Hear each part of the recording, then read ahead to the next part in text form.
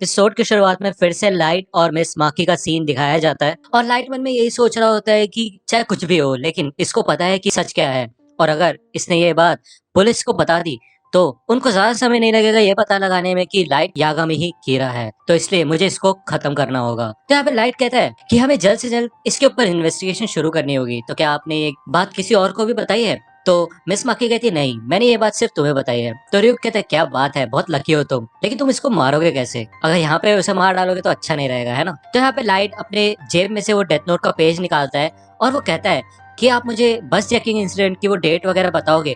तो मिस माकी कहती है कि हाँ, दिसंबर 20 को वो बस स्पेस लैंड के लिए निकली थी। तो यहाँ पे हमें दिखाया जाता है कि लाइट ने डेथ नोट के अंदर लिखा होता है शोको माकी सुसाइड 1 जनवरी 2007। उसने लिखा होता है कि शोकोमाकी किसी ऐसी तरह सुसाइड करे जिससे कि उसकी बॉडी भी किसी को ना मिले, और लाइट ये कहता है ऐसा करने से इसकी बॉडी भी किसी को नहीं मिलेगी, और अगर मिल भी जाती है तो लोग यही सोचेंगे कि उसके फियांसे के मरने की वजह से इसने भी सुसाइड कर लिया। लेकिन यहाँ पे रियुक कंटिन्यूअसली हंस रहा होता है और लाइट ये सोचते कि इसमें हंसने वाली क्या बात है, ये हंस क्यों रहा है। यहाँ पे हमें दूसरी ओर एल का सीन दिखाया जाता है और वो कहता है मुझे माफ करना कि मैंने तुम सबसे पूछताछ की, लेकिन मुझे अब पता चल चुका है कि तुम में से कोई भी कीरा नहीं है। तो चीफ पूछता है रियुजाकी तुम्हें कैसे पता कि कीरा हम में से एक नहीं है?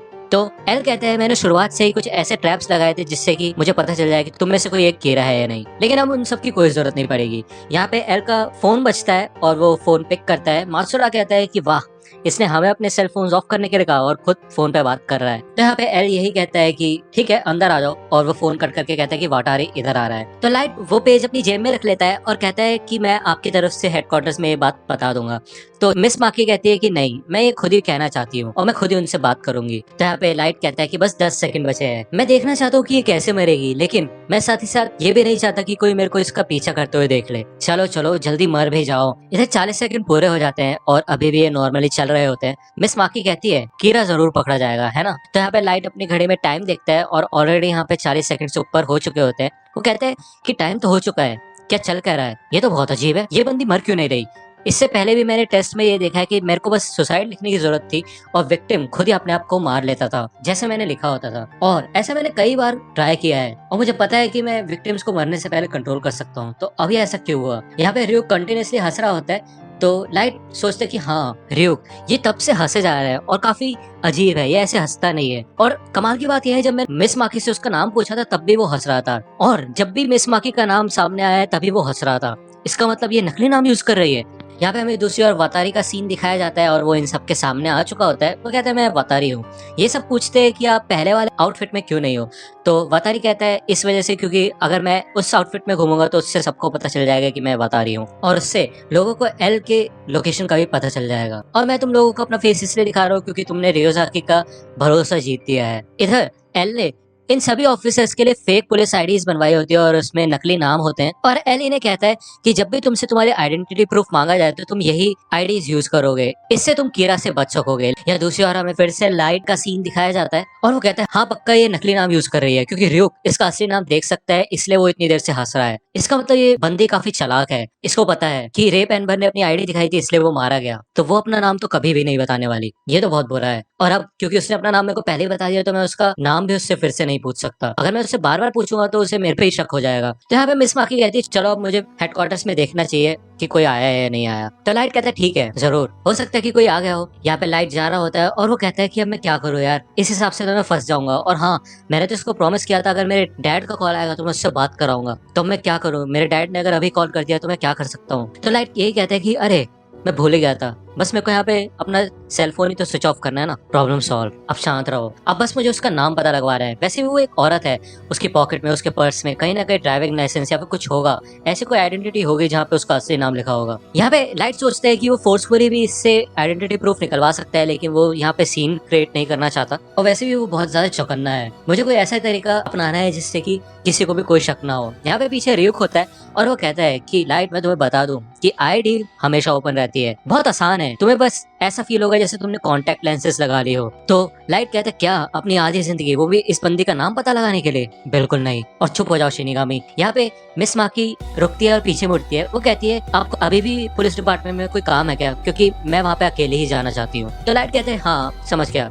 या दूसरी ओर हमें एल का सीन दिखाया जाता है और ये सब अपनी पुलिस आईडीज को देखते हैं और देखते हैं कि इसमें नकली नाम लिखा होता है। एल बताता है कि कीरा को नाम और फेस की जरूरत होती है किसी को मारने के लिए, और अगर हम कीरा का सामना कर रहे हैं तो ये आईडीज बहुत ज्यादा जरूरी है। तो चीफ कहता है कोई बात नहीं, ये हमारी जिंदगी ही बचाने के लिए काम आएगा, तो हम इनको यूज करेंगे। एल यही कहता है कि पुलिस हेडक्वार्टर्स के अंदर इसको बिल्कुल भी यूज मत करना, इससे प्रॉब्लम खड़ी हो सकती है। और साथ ही साथ यहाँ पे वातारी इन सबके लिए बेल्ट भी अरेंज करता है, और वातारी बताता है कि इन सभी बेल्ट में ट्रैकिंग डिवाइसेस है, और इससे रियोजाकी को तुम्हारे बारे में पता चलता रहेगा, और अगर तुम इस बकल को 2 बार प्रेस करोगे तो यहाँ पे मेरा फोन रिंग होगा और मुझे पता चल जाएगा कि तुम कहाँ पे हो। उसके बाद मैं तुम्हें इमीडिएटली कॉल बैक करूंगा। सुबह तुम नॉर्मली अपने पुलिस डिपार्टमेंट में जाओगे और हम इसी मेथड के जरिए नेक्स्ट मीटिंग की लोकेशन डिस्कस करेंगे, और मैं तुम्हें होटल और रूम नंबर बता दूंगा, और साथ ही साथ तुम इसे इमरजेंसी में भी यूज कर सकते हो। यहाँ पे मार्शरा काफी एक्साइटेड होता है और कहता है क्या बात है, कितना मजा आ रहा है। तो यहाँ पे चीफ उसे डांट देता है और कहता है ये कोई बच्चों का खेल नहीं है, शांत हो जाओ। यहाँ पे दूसरी ओर हमें लाइट का सीन दिखाया जाता है और मिस माकी कहती है मुझे बहुत अच्छा लगा कि आपको मेरी थ्योरी पसंद आई,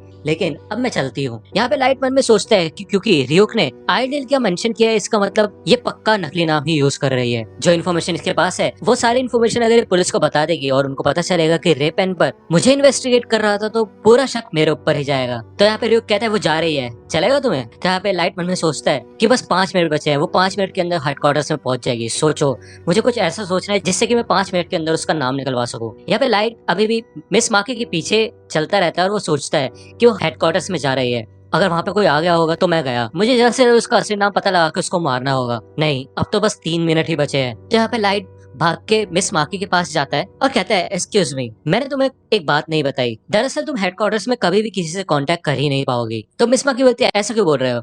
तो लाइट कहती तुम्हें ये अजीब नहीं लगा कि हेडक्वार्टर्स में कोई भी नहीं था?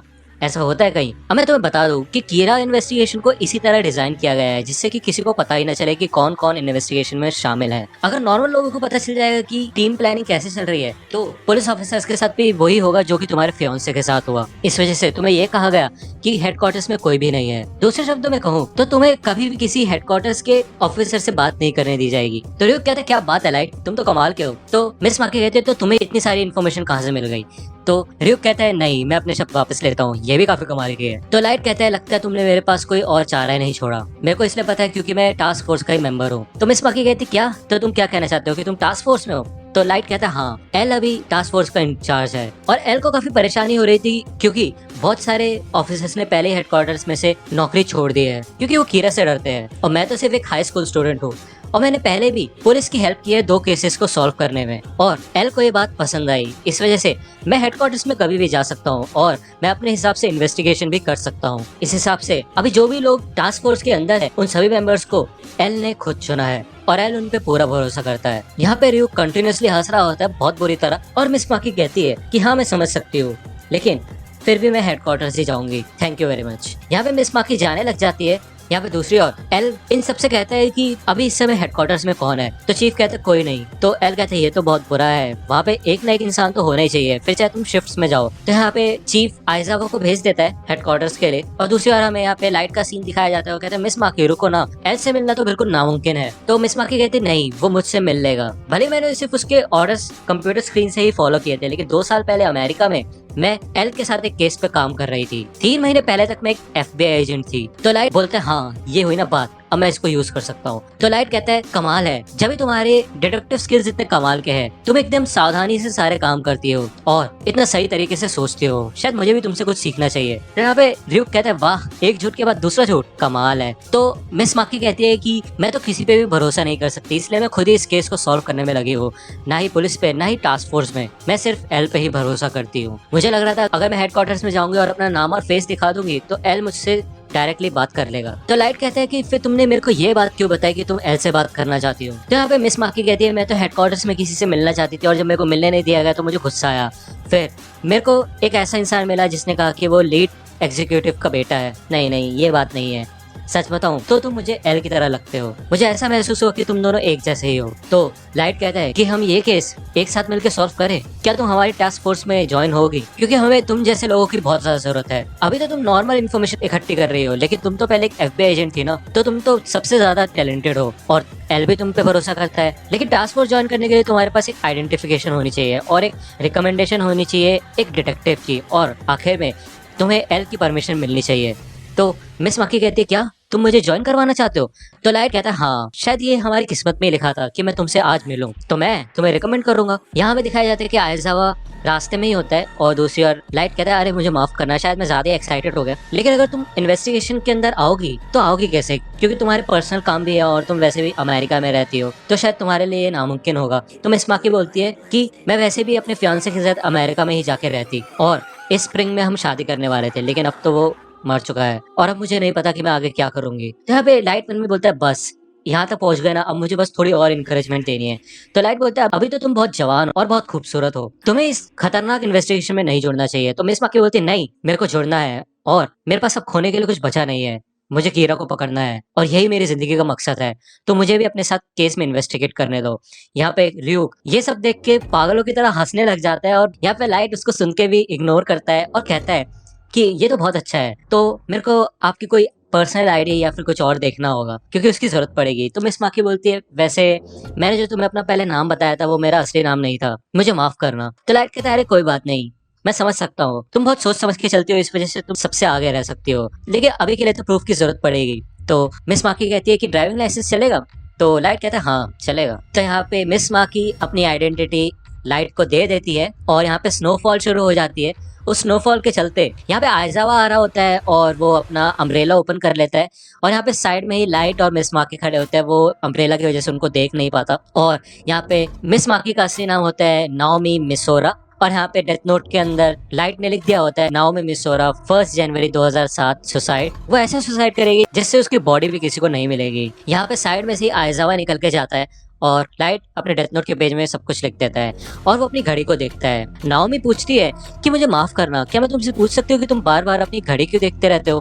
तो लाइट कहता है अच्छा ये वो इसलिए क्योंकि मैं कीरा हूँ। तो यहाँ पे नाओमी बहुत ज्यादा शॉक हो जाती है और काफी डर जाती है, बट यहीं पे 2 सेकंड बाद ही बस 40 सेकंड पूरे हो जाते हैं और नाओमी इधर से जाने लग जाती है। तो लाइट कहता है क्या हो गया? तो नाओमी कहती है कि मुझे कुछ काम है। तो लाइट अपना फोन बाहर निकालता है और वो कहता है कि मेरे पापा का फोन ऑन हो चुका होगा, उनसे बात नहीं करनी? तो नाओमी बोलती है नहीं, मेरे को किसी से कोई बात नहीं करनी। तो यहाँ पे लाइट कहता है गुड बाय मिस नाओमी मिसोरा और यहाँ पे आगे चल के हमें दिखाया जाता है कि नाओमी मर जाती है और र्यूक और लाइट खड़े होकर उसे देख रहे होते हैं।